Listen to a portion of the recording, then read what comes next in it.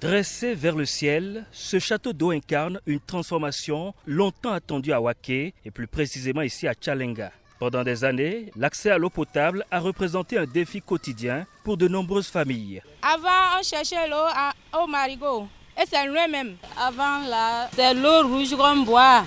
Et aujourd'hui, je suis très content que Dieu bénisse vraiment le gouvernement. L'eau potable est désormais prête à desservir les villages concernés. Ces 4 forages refoulent dans un château d'eau à 150 mètres cubes et 18 mètres de haut.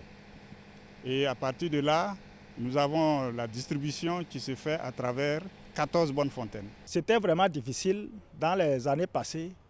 La population était obligée de recourir aux eaux de pluie et même de marigot. Et ces eaux ne sont pas vraiment des eaux propres à la consommation, ce qui agissait négativement sur leur santé. Mais avant sa mise en service, le système doit franchir une dernière étape.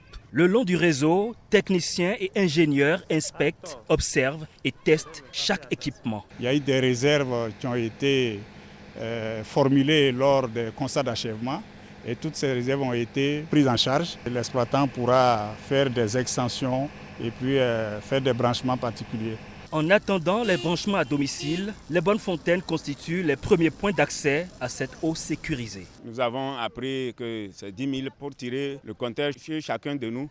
Nous sommes fiers et nous-mêmes on attend ça pour qu'on va s'abonner correctement. Derrière le château d'eau, les tuyaux, les pompes, c'est une nouvelle histoire qui s'écrit dans les villages de Waké. Celle d'enfants qui auront accès à une eau de meilleure qualité, de ménages qui gagneront du temps et d'une population qui vivra dans des conditions plus saines.